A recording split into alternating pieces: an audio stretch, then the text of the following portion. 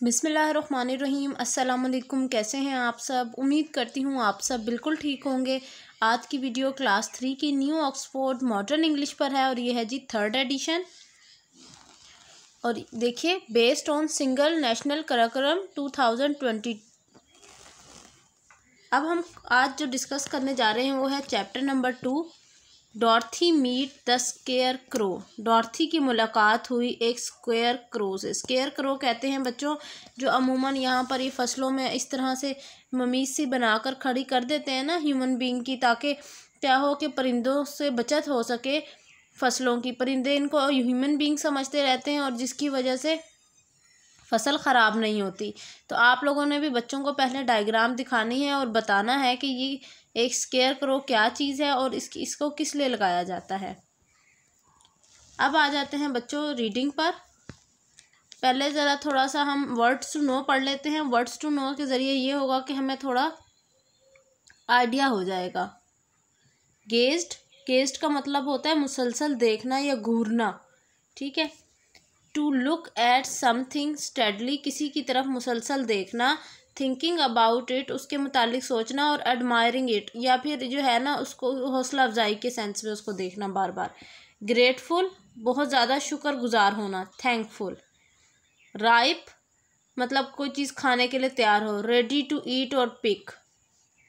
Square crow, scarecrow किसे कहते हैं? अ ह्यूमन शेप्ड फिगर, इंसान नुमा structure.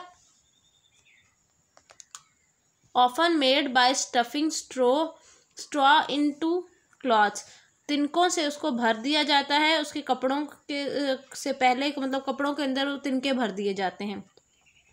That is used to scare away birds from crops, इसको बनाया जाता है ताकि परिंदों को डराया जा सके और वो फसलों से दूर रहें। अब हम रीडिंग स्टार्ट करते हैं। चलिए बच्चों, पेज नंबर 8 ओपन कर ले। Dorothy walked along the road, Dorothy जो है रोड के किनारे चल रही थी। It was made of yellow bricks, जो कि येलो कलर की ईंटों से मिलकर बनी हुई थी। व्हेन शी हैड गॉन, जब वो चली गई। Some miles she needed to rest, जब वो कुछ मतलब दूर चली तो उसको अब कुछ आराम की ज़रूरत थी। शी क्लाइम्ड, वो चढ़ी। To the top of the fence, बाड़ के ऊपर। एंड बिसाइड द रोड, जो कि रोड के किनारे पर मौजूद थी। एंड सेट डाउन, और वहाँ जाकर बैठ गई। हर डॉग, उसका कुत्ता, टोटो, वॉज ऑल्सो टायर्ड, वो उसका कुत्ता भी जो इसका नाम टोटो था वो भी अब थक चुका था। ही lay down on the ground, वो मतलब ज़मीन पर आकर बैठ गया। बाय द फेंस, बाड़ के बिल्कुल साथ।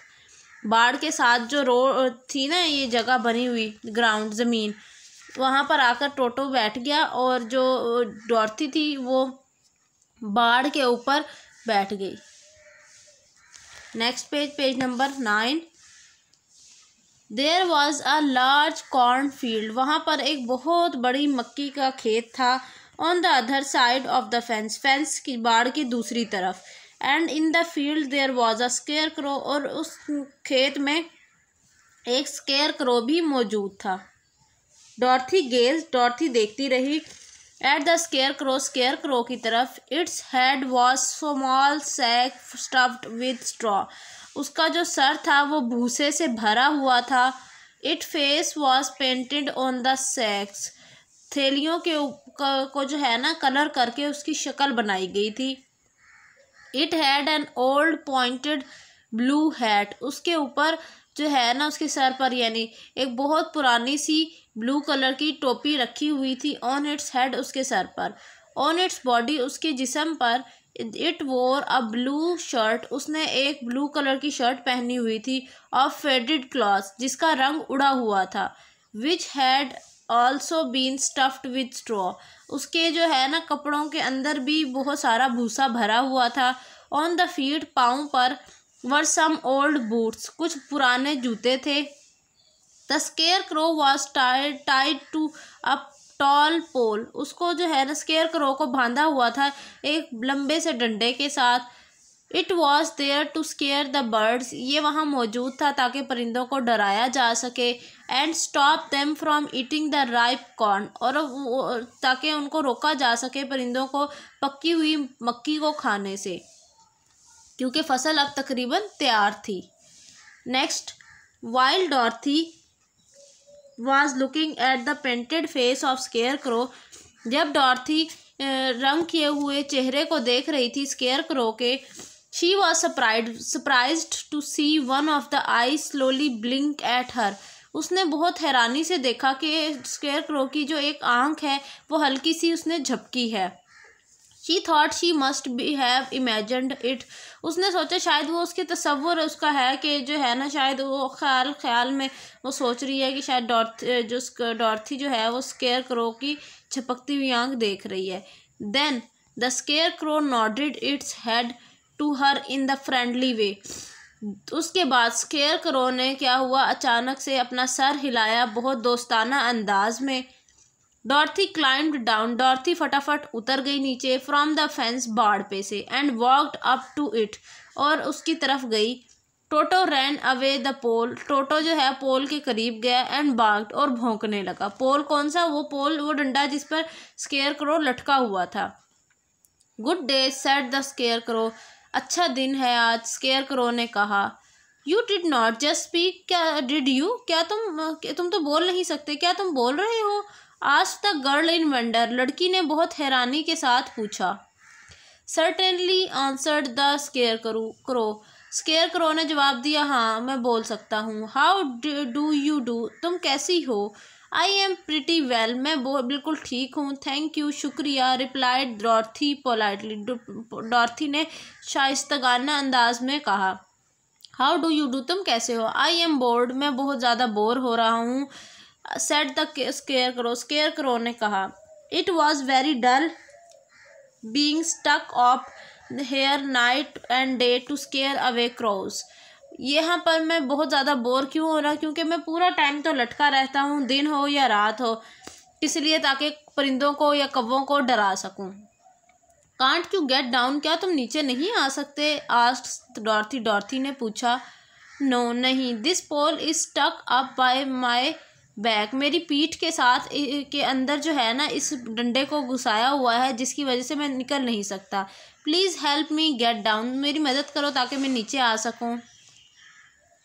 डॉर्थी reached up both hands and lifted the scarecrow off the pole, Dorothy ने अपने दोनों हाथों की मदद से जो है ना स्केयर क्रो को ऊपर से डंडे पे से उतारा। ही वॉज क्वाइट लाइट, वो बहुत ज़्यादा हल्का था। Because he was only stuffed with straw, क्योंकि वो जो है, क्योंकि वो अब वो क्यों स्केयर क्रो इतना हल्का सा क्यों था वज़न में, क्योंकि वो तिनकों से भरा हुआ था, वो उसमें कौन सा इंसानी जिस्म की तरह गोश्त था। She said him down on the ground, उसने उसको ज़मीन पर रखा। थैंक यू सो मच, बहुत शुक्रिया। Asked said the scarecrow ने कहा। आई फील मच बेटर, अब मैं कुछ बेहतर महसूस कर रहा हूँ। Next page number 10। Dorothy was so surprise to hear a straw man speak, Dorothy अब बहुत ज़्यादा हैरान थी ये देख कर के एक भूसे से भरा हुआ इंसान भी बोल सकता है। Square crow stretched and yawned. Who are you? asked the square crow. And where are you going? Square crow ने एक जो है ना बड़ी सी जम्बाई ली और कहा कि तुम कौन हो? आस्क्ड द स्केयर क्रो ने पूछा, और तुम कहाँ जा रही हो? डॉर्थी से पूछा कि तुम कौन हो और तुम कहाँ जा रही हो? माई नेम इज़ डॉर्थी, मेरा नाम डॉर्थी है, सेड द गर्ल, बच्ची ने जवाब दिया। And I am from Emerald City, और मैं एमरल्ड सिटी जा रही हूँ। I am going to ask the great Oz to send me back home to Kansas. अच्छा, अब वो कह रहे हैं कि मैं ग्रेट ओज के पास जा रही हूँ ताकि मैं उसको ये कह सकूँ कि मुझे अपने घर वापस जाना है कनसास में। Where is emerald city, emerald city कहाँ मौजूद है? सेड द स्केयर क्रो ने कहा। एंड हु इज़ ओज, और ओज कौन है? Why do not you know, she replied in surprise, उसने बहुत हैरानी से पूछा कि क्या तुम्हें नहीं पता कि एमरल्ड सिटी क्या है और ओज क्या है? No I don't know anything, मुझे कुछ नहीं पता। You see I am stuffed with straw, तुमने देखा कि मैं भूसे से भरा हुआ हूँ। So I have no brain at all, तो मेरे पास तो दिमाग भी नहीं है। शी आंसर्ड सैडली, उसने बहुत अफसुर्दा अंदाज में जवाब दिया। Oh said Dorothy, I am so sorry for you. Dorothy ने कहा, ओहो माजरत ख्वाह हूँ मैं इस चीज़ के लिए।